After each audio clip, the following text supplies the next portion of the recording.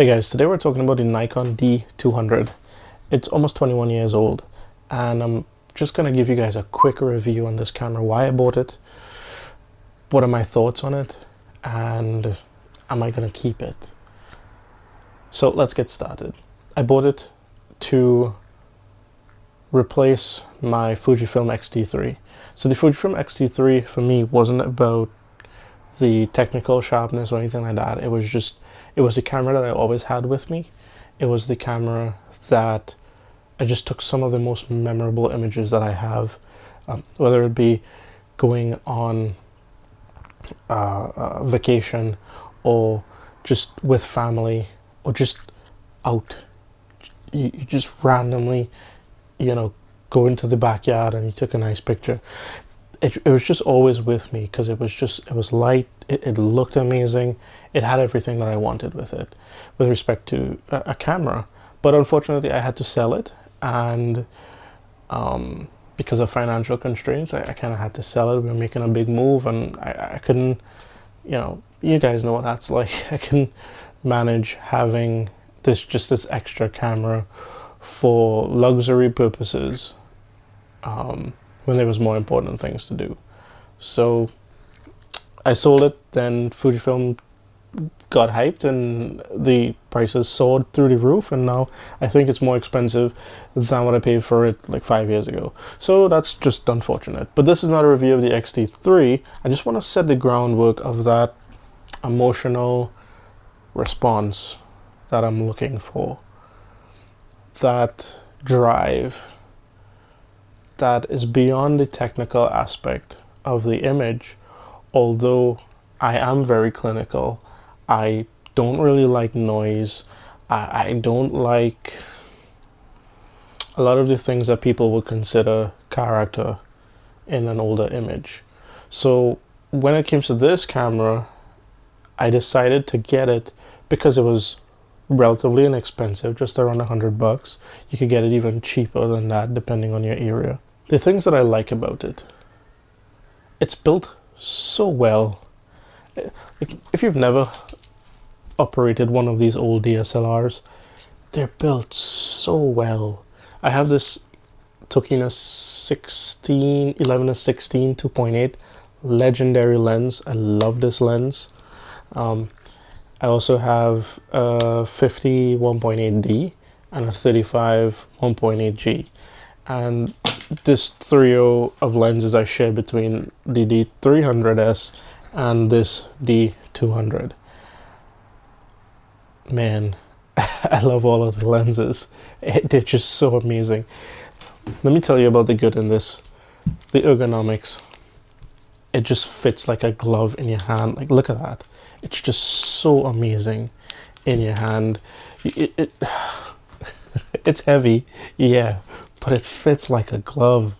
It's just, there's no Sony camera that I've had in the last, 10 years that fits as good as this and as comfortable as this. But it's heavy. It is very heavy. So just be aware of that. The buttons, clicky, easy to find. The screen sucks. Obviously, it's 21 years old. It's tiny. And it sucks.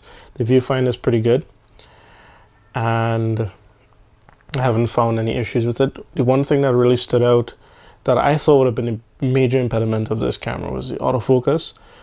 Autofocus is pretty good. I'm surprised.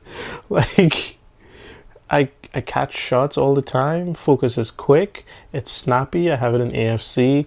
It just does its job. I stick to the center autofocus points when I could, but even the outer autofocus points work just fine for me. I'm very, very surprised by it. There are one or two occasions where it hunts, especially with this lens. This lens like to hunt sometimes, but especially with the 1.8, the 35 1.8G, man, it just snaps into place on people. And I must say, when I first got into photography, I was in that echo chamber of specs. And a part of this camera, adding to what I said earlier about that kind of emotional response, the experience with shooting, the feeling that I get from the images when they come out of the camera. Adding to that is just honing in your skill and coming out of that echo chamber of specs. This camera was my foray into just exploring my photography. Not to be clinically perfect to someone else's standards, but something that I'm happy that I created. And it is that, along with the D300S. I mean, the camera kind of melts away at some point, and you just work within the limitations of the camera. For example, this doesn't do well with highlights, so you kind of expose a little bit lower for the shot. You expose for the highlights, and you try to retain as much shadows as you can. There isn't a lot of dynamic range in the camera, but I like shooting with it. It's fun. It's fast. It's just, it works. I've never had any issue with it. It's never locked up. The battery life is amazing. If this was my first camera, I would have hated it, because I was in that echo chamber. I'm like, oh, the autofocus is so slow. Oh, it doesn't do video. Oh, it does.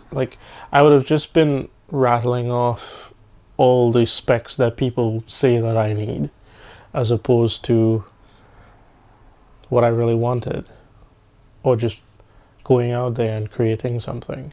Now I have the privilege that I have a camera that is ticking all the boxes in terms of the specs that I need, and I choose to leave that camera home and take this out with me.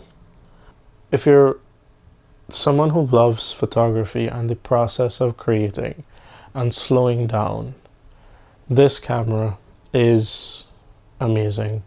The image quality, you'll put it side by side with a modern camera, anywhere between ISO 100 to maybe 640. I wouldn't push it past 640 in good lighting conditions. This is not a night camera. It doesn't hold up well with the high ISOs, but for daylight, dusk, sunrise, it really is nice. And there is a character to it. I just don't think it's my cup of tea. And that's why I'm kind of in between keeping this camera or selling it. So I bought it. I used it for a couple months. I loved it. And I think I'm ready to move on to the next thing, and hopefully get back a Fuji at some point in the future. Yeah, that's it. If you guys have any questions, while we were going through this, I'm gonna throw some images up, and if you guys have any questions, just drop it down below. Tell me about your experience with the D200. What about the color do you love? What stands out for you? With that said, I'm out.